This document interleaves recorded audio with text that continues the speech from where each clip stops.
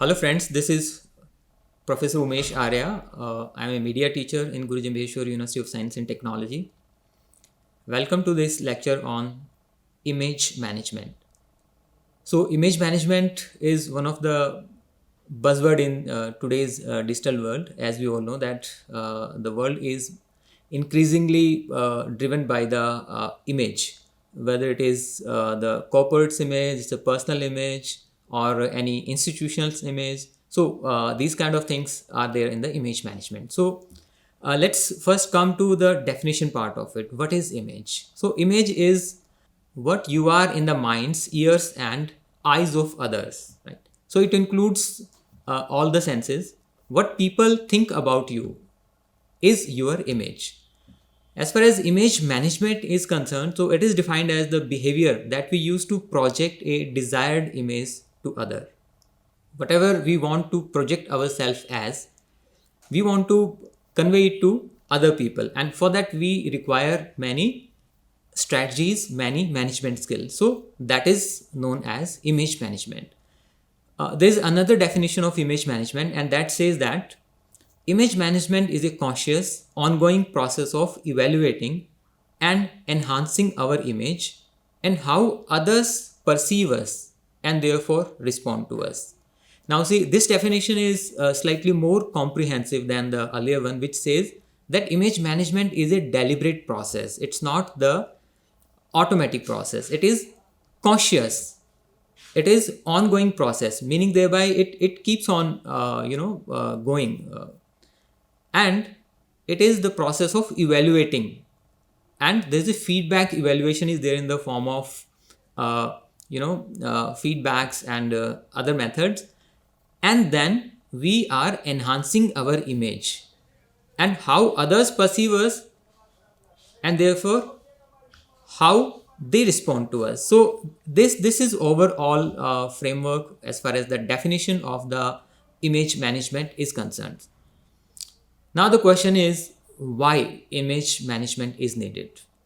We can do without image management also, because we have been living in this world from the time immemorial. So what is the need of image management?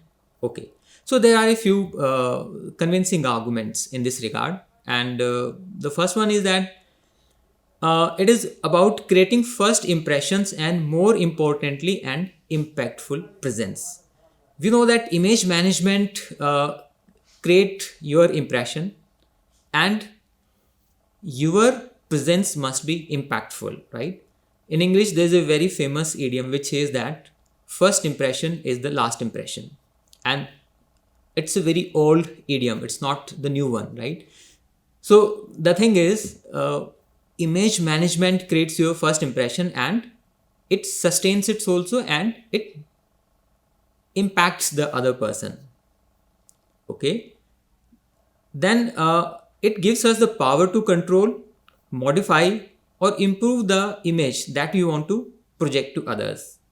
So as we can see that we have the power to control, modify, improve, uh, delete certain old image and create a new one. So that's desired image which we want to create, we can do that, and that's why image management is needed.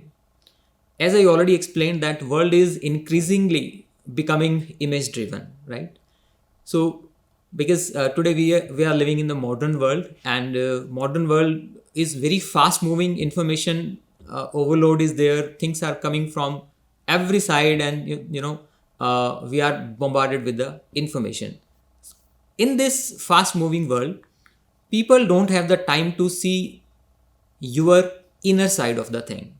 They just go from your appearance or your image which you are projecting to them, so that it's an outward activity only. So that's why image management is needed. As we all know that all media messages, they are pointing towards the projection of self, right? Whether they are governments, educational institutions, NGOs, or protesters, and students, and all kind of fields you talk about. So they are increasingly driven by image, and their media messages they receive from the media houses, they point out toward the projection of their self. And as we all know that image management is a perfect recipe for being a true social animal, right? That's why image management is needed, so that we can enjoy our life and we can live in this society as a social animal. And in the last, why image management is so much needed today, because we need to inculcate the true quality of the projected self, because whatever we want to project ourselves as in the eyes of others, subconsciously those qualities, they are imbibed by us also. If that the qualities they are not present in that much intensity today, to that extent we want to project it to others. So it's a process, two-way process also. If you want to project something, then it comes back also. So these were a few arguments, which tell us that why image management is needed these days. Let's come to the ABCD of image management. Yeah. So it's a nice actually combination of alphabets, and you can remember it also very easily. The first one is appearance. First one means that's more important than others. So appearance means your clothing, your grooming style, your choice of the colors, and your personal grooming, your hairstyle, your body language, and most importantly, your smile. So, in ancient texts also, you will find so many shlokas which increasingly point out towards the appearance of the good self. Like you can read a few shlokas of Chanakya, and you can go to Yoga Sutra also. There have been many instances where importance of personal appearance, it has been highlighted, and the modern world is also saying that. So the second one is behavior. That means all behavior related aspects, they are counted in the image management. So your personality, your beliefs, your attitude, your courtesy, your etiquettes. So in a given social setting, how much graciously we are able to behave, how much humanely we are supposed to act in a particular situation, that is counted in the behavior part of the image management. Then we come to the C part. C part pertains to communication. So communication, as we all know that I'm talking about verbal communication now. So communication for image management means that communication should be clear, it should be concise, it should be very, very pithy, it should be crisp. That we should not speak 10 sentences when we can summarize the same thing in 2 sentences. And the communication should be complete. It should not have some loose ends, so that the scope of the communication gap is not there. Some unintended meaning should not be conveyed from our side to the public. Then communication should be credible. That it should be coming from a credible voice, that you should have an authority on that. The communication should be then creative. The people, if they speak something in a normal way, then we should devise our own method of of the creative nature, as far as words are concerned, as far as pauses and tone in the communication is concerned. So this all comes in the creative part of it. And in the last, the communication should be collaborative, right? Collaborative means it's not the monologue that you are going to speak something and others are going to listen, but it should be a collaboration of the ideas and the shared beliefs. So as we have seen that communication is a very important element of the image management. Unless all these C's which I just talked about, unless they are present, then our image management may not be that much good.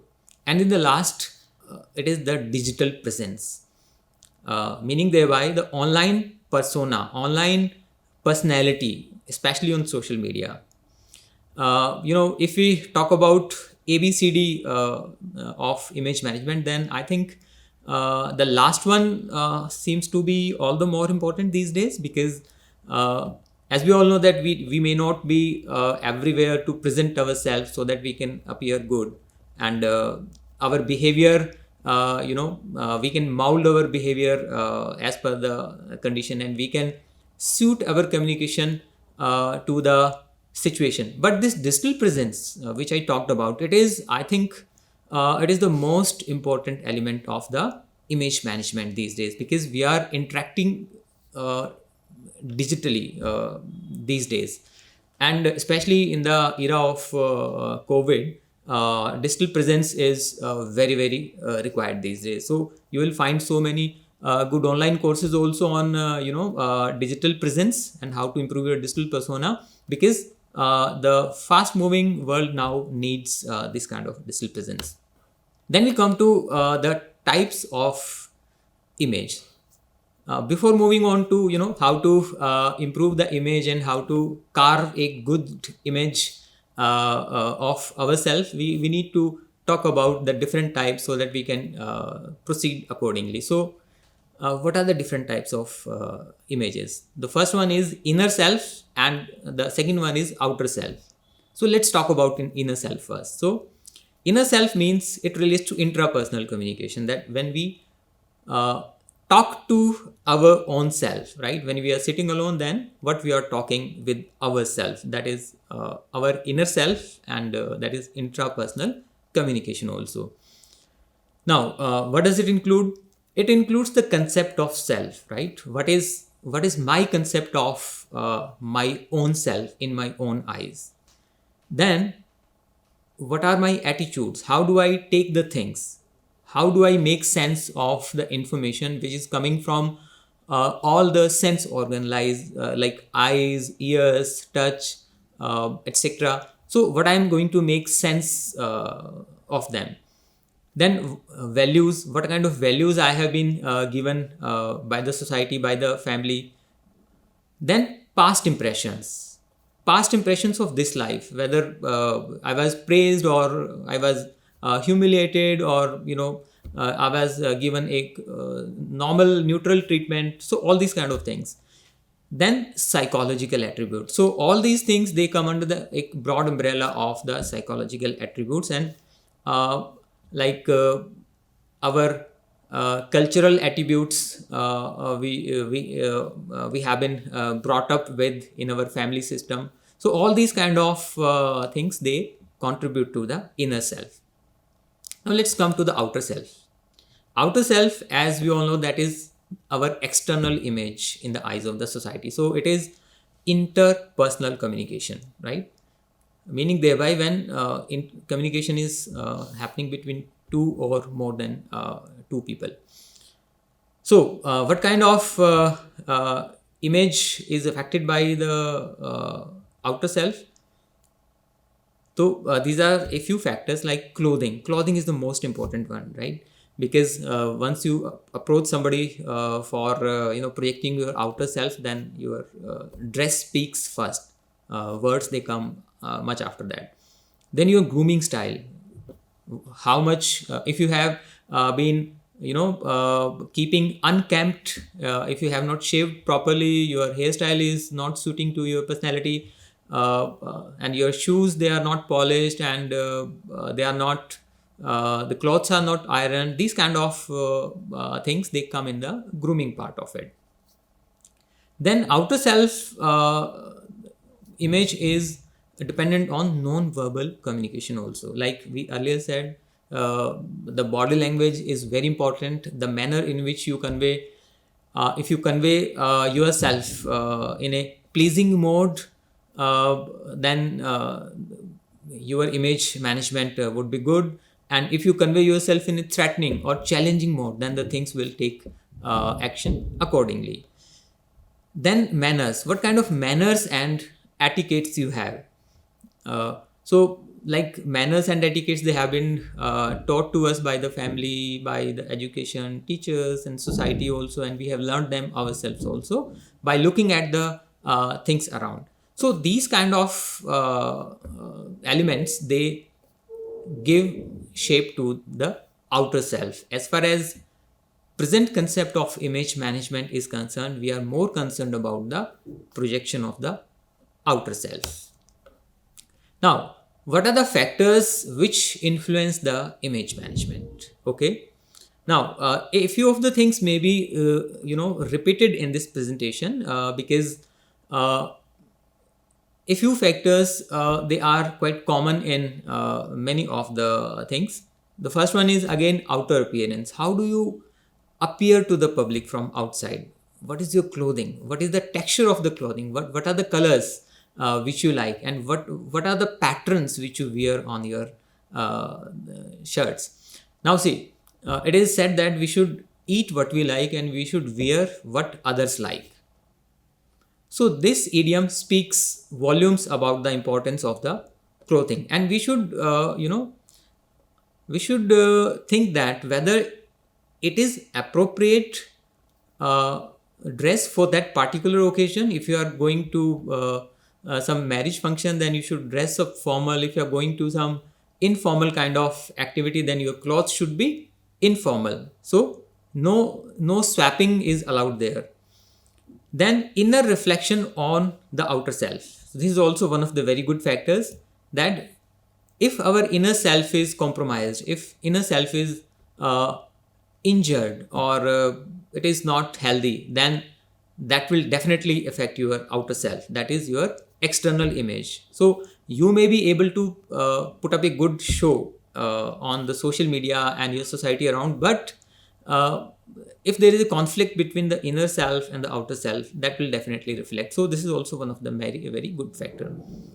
Then another factor is professionalism. Despite having many limitations and so many deficiencies, we have to be a professional person, meaning thereby the show must go on in all the circumstances, right? This factor is one of the most important factor in image management. And then integration of inner self, outer self, and the desired image. I just explained in a point before that our inner self is something different, our outer self is something different, and our desired image or the desired self is something different. So there should be an integration between these three elements. If the integration is not there, then all the things will fall apart and the purpose will not be served. Another factor is skillful adaptation of self with the desired goal. That we should really own the desired image. We really want to be, that kind of image. A question often comes that we want to project a certain kind of image in the social media or in the society, but we ourselves are not, that person from inside. So what's needed is that if we project a particular image, then we try to be the same person from inside. Frequent feedbacks and assessments are also very important factors which influence image management. So if we project something and people are not taking it in that spirit, so we should be open to the feedbacks, their responses, comments, etc. And then we should carefully assess the situation and do some corrective action. That's very important, because feedback, it's very important. Rather, image management, it's a new media concept, I would say. In new media, feedback is very important. In traditional media, feedback was not there, so it is the best method to carve out a good image and take the appropriate action if something goes wrong. Then personality descriptive keywords. Yeah. So people, motivational speakers, they often ask their audience that, okay, describe your personality in 2-3 words. and people find it very hard to describe themselves, but they should know that if they are able to successfully devise personality keywords for themselves, then their life is guided by these keywords. If you say that, okay, you are very updated and you are very useful, these are the two keywords, so your life will be guided by these two keywords, and things will rally you around. So that's the kind of desired image you want to project. Now coming on to the image cycle. What is image cycle? Okay, as we all know that it's a circular kind of cycle. And what are the elements? Okay, there are 4 elements of image cycles. As you can see on the screen, that how we see ourselves is the first step. What is our inner self, right? What is our self-esteem? What is our concept uh, of the persona as far as we are concerned? That is in our own eyes, and nobody else can tell you about that. So it is the inner self. So first one is how do we see ourselves. The second one is how do we dress. Now here the outward self is starting. How we dress, and how does it look to the other people. So this point will come again and again in the image management.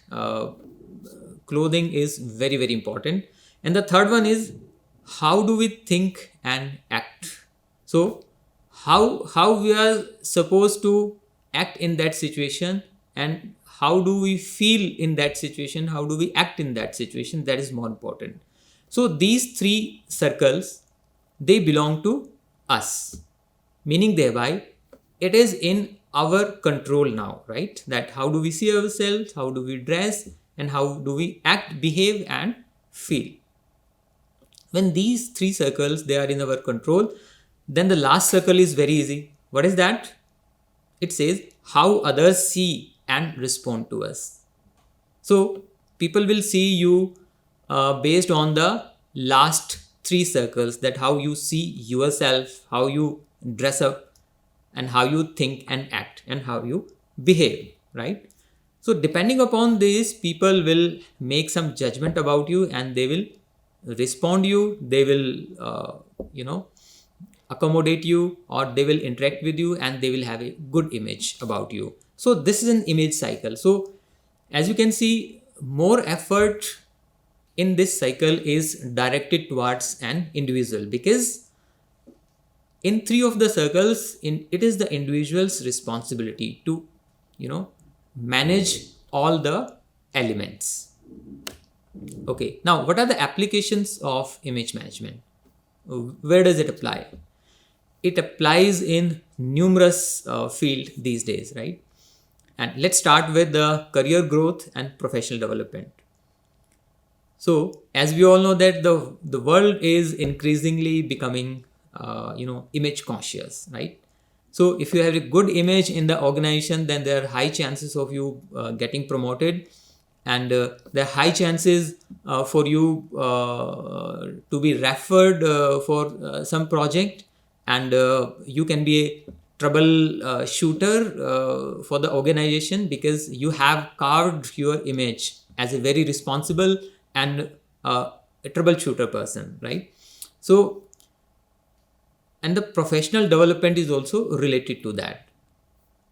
See, public relation companies, they carry out this image management business, and it's a very flourishing industry. And even the governments, they give their accounts to the public relation agencies, so that their image is slightly improved in the target audience. So it is everywhere required, be it your career development or professional development.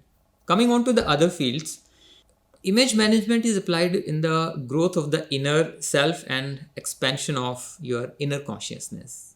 It's a very, very important aspect, and it is somehow related to the spirituality also, that the desired image you want to project, you want to convey yourself as a responsible, as a digitally savvy person.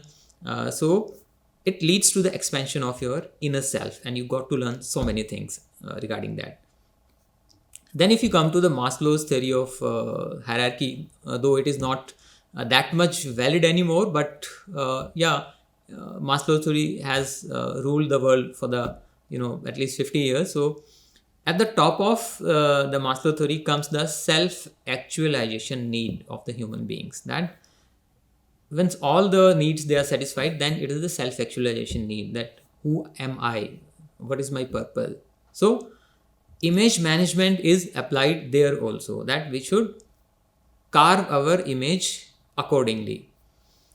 Then role model for the society, the people who are image conscious, and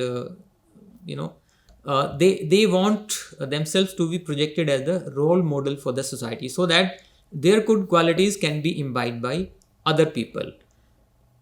And development of the projected qualities inside oneself is also one of the very good application. As I told you that once you project something outwards, then it is bound to reflect in your inner self also. So that's one of the very good application. Another application is that we can cultivate healthy relationships between people, and relationships, as you know, that they're very, very important in today's world. Though we have increasingly becoming technological, but still we are more focusing on the customer relationship management. So image management is applied there also, and we cultivate the healthy relationships. Then in the last, we play a leadership role in the society for effecting social change. That we have to be in a position of influencing something from the top. So we have to be there, and that can only be applied through the image management. So how to project a powerful image? Now this is a very important question. Okay, now again we will start with our favorite sentence, that is, dress appropriately for the desired occasion. And it is very, very important, because not all the time we speak, but all the time we display our clothes. So we should be properly dressed as per the occasion, and we should dress in a powerful way, right? Be the change which we like to see in the desired image. Again and again, it is being stressed that we have to be that change from inside, which we want to project it outside for the world. And this way we can project a very good, powerful image. And intelligent response instead of reaction. So there is a difference between what is response and what is reaction. Reaction is instant. It is not pre-planned. It is a knee-jerk kind of activity. That is not appreciable. So in order to project a powerful image, we must be groomed to answer the things intelligently and giving responses rather than the reactions. Then conveying a pleasant personality to the other people, and that can be best done through your smile and your eye contact, sparkling sensation in the eyes, and a glow on the skin. And there are many methods for achieving that. Then being harmonious and courteous is also one of the very good way to project a powerful image. People like harmonious things, and harmonious people who can get along with anybody, and courtesy is all the more required in the modern world. Then we should be having accommodating views and empathy. We should not reject something if it is not as per our own belief system and the thinking, right? Because from a particular side, from the front side, we can only the things which are in focus now, right? If you look at the right side, you will be looking at so many things which are not visible from the front, and similarly on the left side, and similarly on the back. So 1/3 of the world only is visible to us, right? So we should respect others' opinions also, because they also may be right. And then a true representation of the desired cause. And it's a professionalism is involved in this, that we should be having a true representation of the desired thing, right? Okay, so There are a few methods how to create powerful online persona or the image. What are the online methods? Because as far as offline things are concerned, now they are no longer that much valid as far as image management is concerned. So we have to be increasingly online now. So what are the methods? Okay, we have to ensure a uniform ID on the social media accounts, right? If we have got media accounts on Facebook, Twitter, Instagram, Tinder, and so many others. So it is always advisable to be having a single ID which is uniform across all the platforms, so that it is remembered easily by the people and unnecessary confusion is avoided. Then we should carefully curate and manage the content uploaded. We should see the quality, we should see the appropriateness, time, length, etc. Of the content which we are loading on the online platforms, because ultimately it's the content which is going to attract the eyeballs, right? And that will create your good image or the bad image. And then ensuring the integration of messages across all channels, like all the platforms should have the same message irrespective of their time, duration, whatever. Integration of the message should be there. One post should not say the things which is contrary to the other platforms post. Then we should avoid controversial statements and stances, because in that case you will be unnecessarily moving in the area of the endless questions and answers, and things will go wrong most of the times.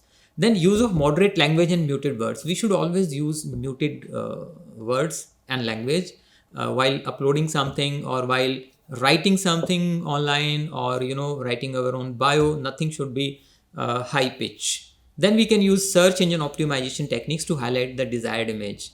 This we all know. Digital marketers, they will easily tell you what is the importance of SEO as far as searching is concerned.